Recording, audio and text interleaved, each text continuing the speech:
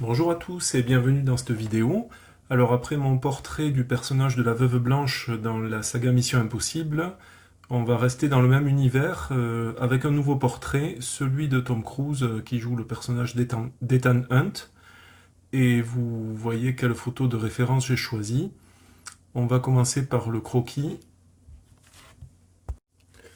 Alors pour le croquis, on va commencer par une difficulté initiale, c'est que j'ai choisi de faire une peinture sur un format de papier différent de celui de la photo de référence. La photo, elle a un format cinéma, puisque forcément elle est tirée d'un film, et je voulais un format de papier qui soit moins allongé, moins panoramique, qui correspond mieux pour un tableau, à mon sens. Donc j'ai placé des scotch de masquage supplémentaires, ce sont les scotch plus clairs en haut et en bas, pour avoir dans un premier temps le format de papier qui correspond à la photo de référence et je commence à tracer mon croquis. Vous me voyez utiliser des règles pour prendre des repères. Alors je fais attention à deux choses. D'abord l'inclinaison de certains éléments comme l'arête du nez, la ligne des yeux et ensuite les dimensions et les positions par rapport au bord du papier. Je prends des mesures régulièrement pour vérifier qu'on a le bon écartement et si la photo n'a pas exactement la même taille que le papier, ben on fait une règle de 3 pour retrouver les bonnes proportions. Et ensuite, j'ai retiré mes deux petits scotch de masquage clair pour continuer mon dessin, mais par imagination, si j'ose dire, c'est-à-dire pour le prolonger jusqu'aux limites que je me suis données sur le papier définitif jusqu'au scotch orangé.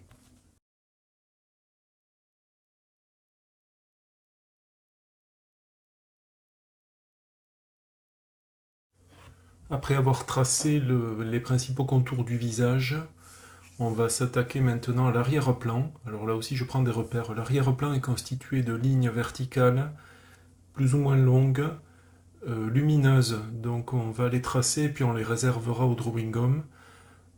C'est une autre des difficultés de ce tableau, c'est que le visage du personnage est éclairé par derrière. Donc le visage est dans l'ombre et c'est seulement le côté droit, la tournée vers les raies lumineuses, qui est un petit peu éclairé.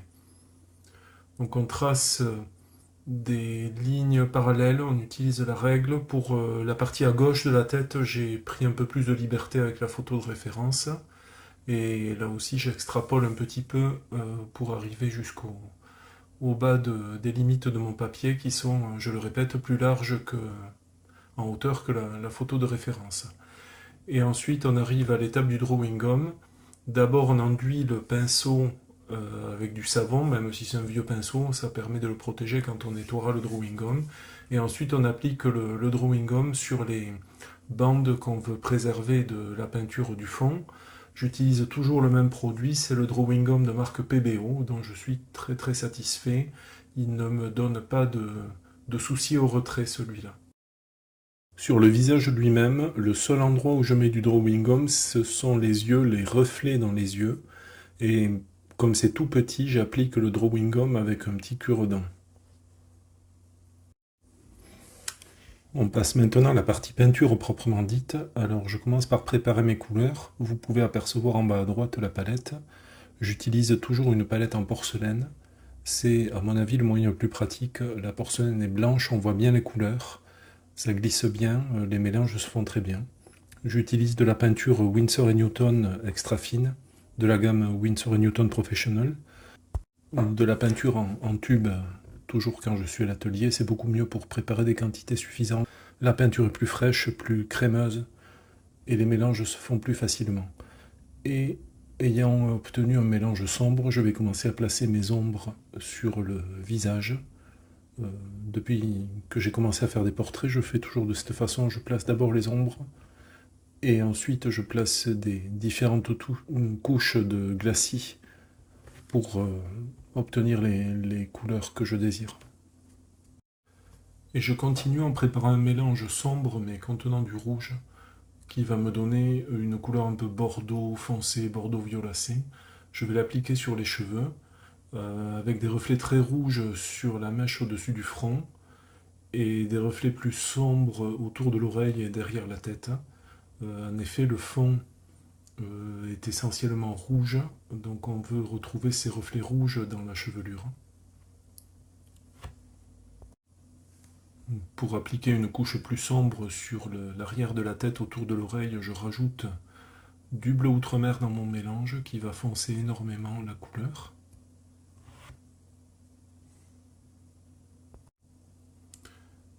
Et j'adoucis un petit peu avec un pinceau propre le bord de la chevelure pour le flouter un petit peu.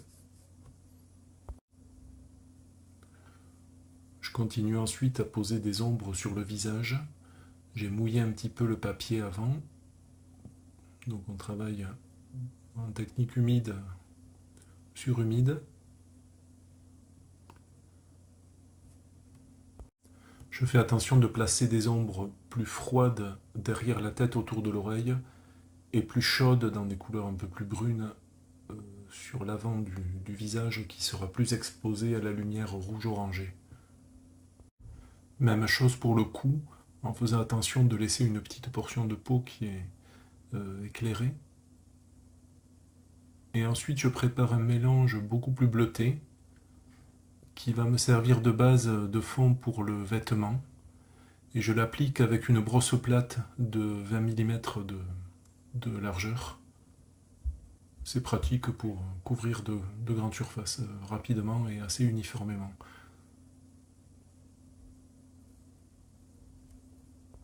On arrive quand même à être relativement précis en prenant le pinceau sur la tranche.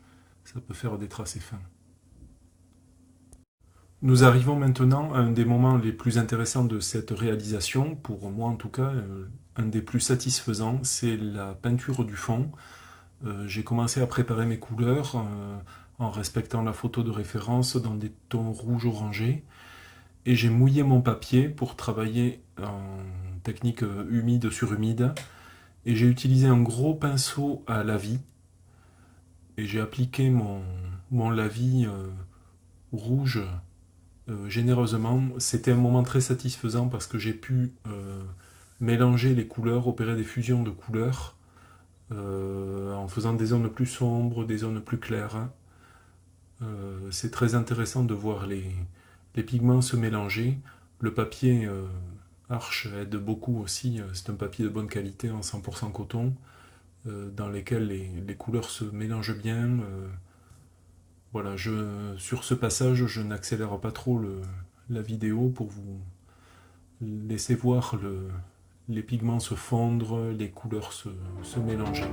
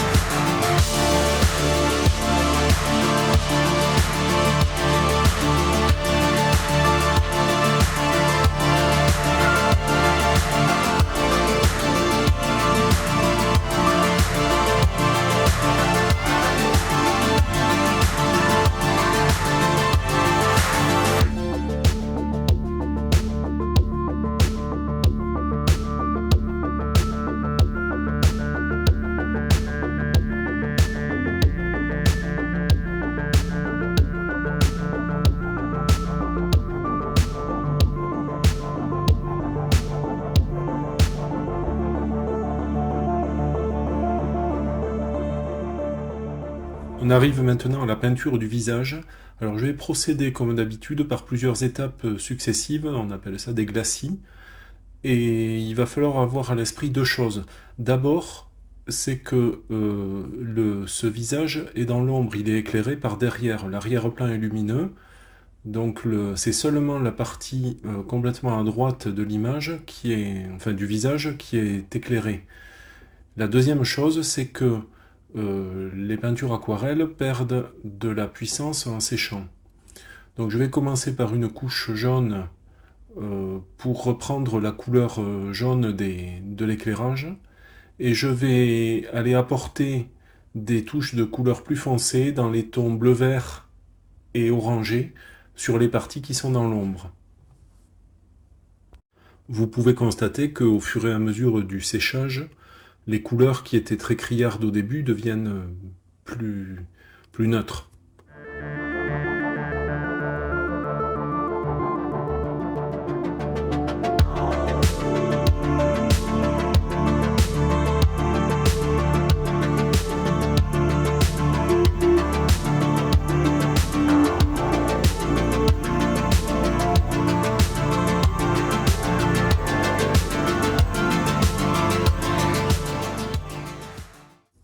Ensuite, c'est l'étape qui consiste à peindre quelques détails, la bouche, puis plus tard les yeux et quelques rides sur le front.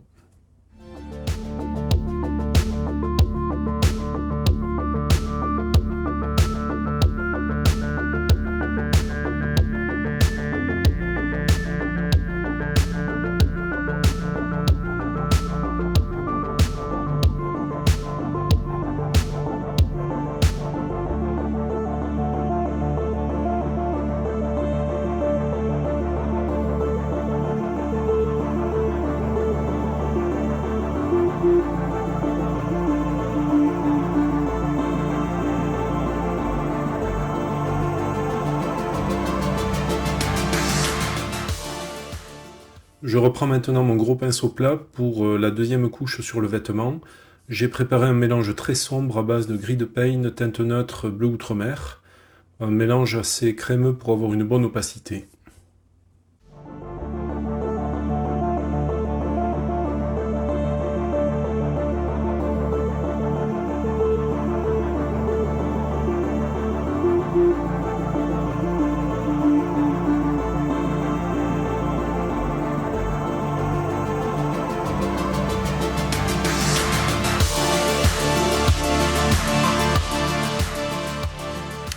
Alors maintenant, on va continuer la peinture des yeux.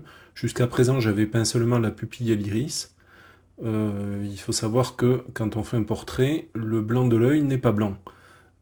La partie qu'on appelle le blanc de l'œil, en réalité, elle est généralement grise.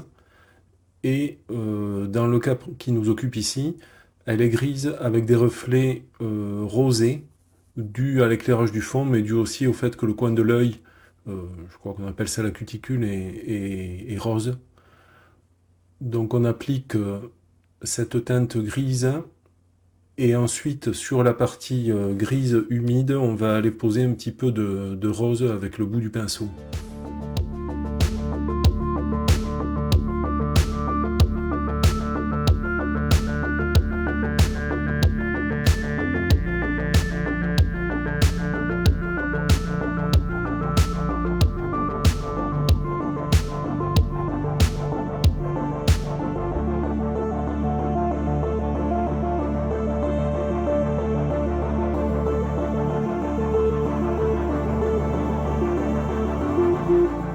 Avec une lame de cutter très pointue, je retire le drawing gum pour faire apparaître les reflets dans les yeux.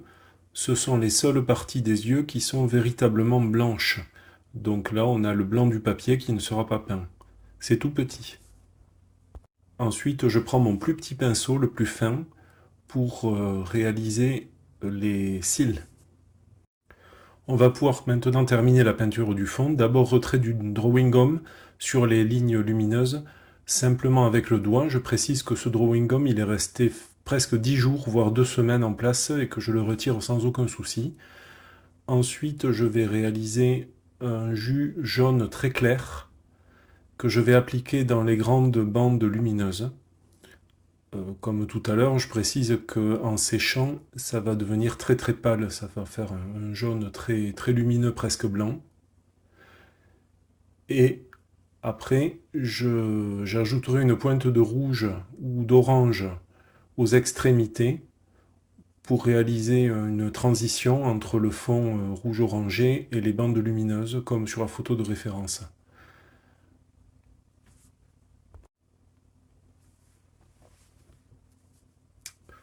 Par contre, en parlant de photos de référence, j'ai remarqué un petit détail qui n'apparaît pas forcément à l'écran parce que c'est petit, c'est qu'il y avait des reflets un peu violets, bleu-violet, sur la pommette et la tempe.